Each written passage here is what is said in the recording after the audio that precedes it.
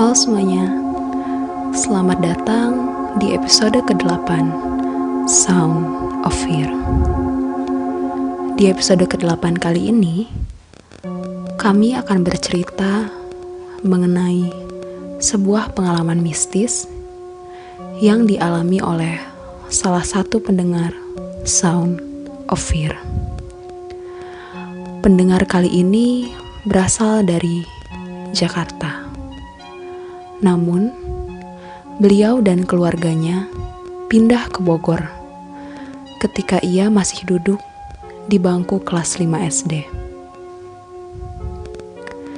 Sesampainya di Bogor, ia dan keluarganya langsung menuju ke rumah baru mereka. Rumah baru itu bergaya kolonial Belanda, seperti rumah-rumah yang ada pada zaman dahulu, ketika bangsa ini masih dijajah oleh negeri kincir angin.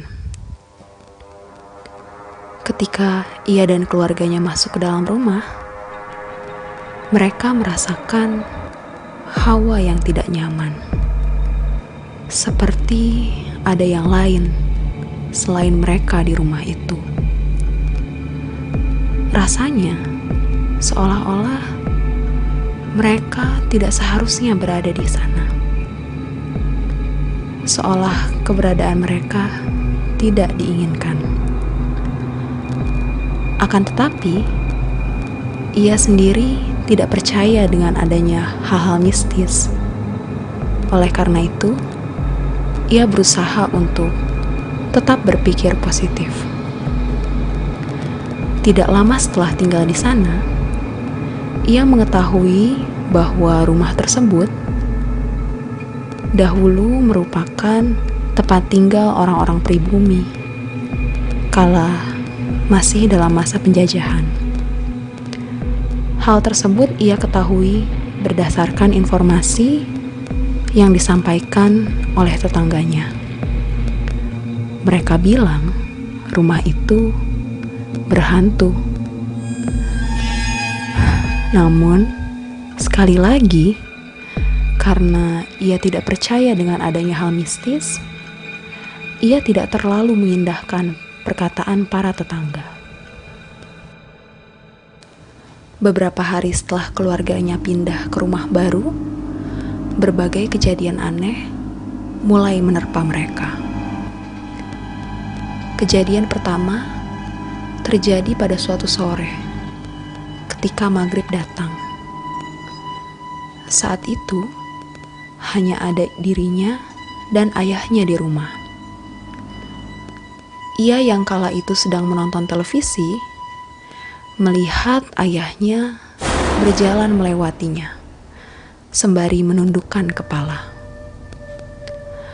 Ia merasa janggal, karena tidak biasanya ayah bersikap demikian.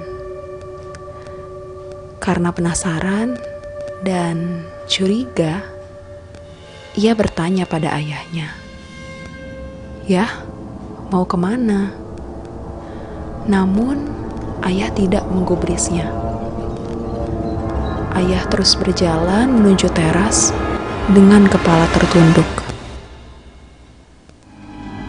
Karena rasa curiga dan khawatir yang semakin besar, ia mengikuti ayahnya sampai ke teras. Akan tetapi, ketika ia sampai di sana, tidak ada ayahnya di sana. Karena kebingungan, ia akhirnya berteriak memanggil ayahnya. Ternyata, ayahnya menyahut dari arah dapur.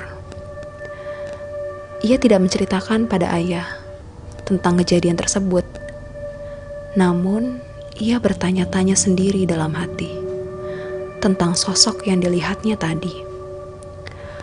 Namun, ia tidak ingin menanggapinya lebih jauh dan memutuskan untuk menganggapnya sebagai angin lalu. Akan tetapi, berbagai kejadian mistis terus terjadi pada keluarga mereka. Salah satu di antaranya terjadi ketika ibunya sedang mencuci baju dan ia sendiri sedang sholat. Saat itu, ketika ia sedang sholat, ia mendengar suara ibu yang memanggilnya. Begitu ia selesai sholat, ia datang menghampiri ibunya. Ibunya heran, kenapa ia tiba-tiba muncul. Ia mencoba menjelaskan bahwa ia mendengar suara ibu yang memanggil-manggil namanya. Namun, ibunya menyangkal. Peristiwa ketiga terjadi ketika ia tengah berangkat ke Jakarta bersama ibunya. Sehingga di rumah tersebut hanya ada ayah seorang. Di tengah malam, tepat pukul 12, ayahnya melihat sesosok wanita berambut panjang yang sedang duduk di ranjang. Ayahnya terkejut melihat sosok wanita itu.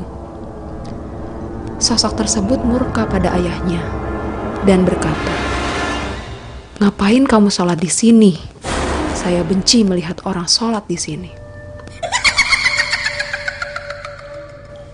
Kejadian mistis yang dialami keluarganya tidak berhenti sampai di situ. Kini giliran nenek yang mengalaminya. Malam itu, ia ingat sekali. Nenek bercerita bahwa saat itu hari Kamis, atau tepatnya malam Jumat. Nenek yang sedang terlelap di kamar belakang mendadak terbangun. Ketika itu, ia melihat sesosok pribumi yang berdiri di depan pintu kamarnya. Nenek sangat terkejut dan ketakutan. Meskipun begitu, nenek memberanikan diri untuk bertanya, "Siapa kamu?" Sosok itu menjawab, "Jangan takut, saya tidak akan mengganggu kamu. Saya hanya kebetulan lewat. Kamar ini adalah kamar saya dan istri saya dahulu." Setelah mendengar jawaban sosok tersebut, nenek pingsan karena beliau ketakutan. Semenjak hari itu, nenek tidak lagi berani untuk tidur di kamar tersebut. Berbagai kejadian-kejadian mistis yang keluarganya alami akhirnya sampai di telinga para tetangga. Berdasarkan pernyataan tetangganya, rumah itu dahulu ditinggali oleh keluarga pribumi yang disiksa oleh prajurit Belanda. Sampai sekarang, ia dan keluarganya masih tinggal di rumah tersebut. Dan apabila kejadian mistis kembali terjadi, mereka berusaha untuk bersikap normal. Sekian cerita dari kami. Dengarkan pula cerita-cerita Sound of Fear lainnya. Apabila para pendengar memiliki berbagai kejadian mistis dan berniat untuk membagikannya dengan kami, maka kirimkan cerita kalian melalui direct message Instagram di akun Sound of Fear atau melalui email yang tertera pada kolom deskripsi.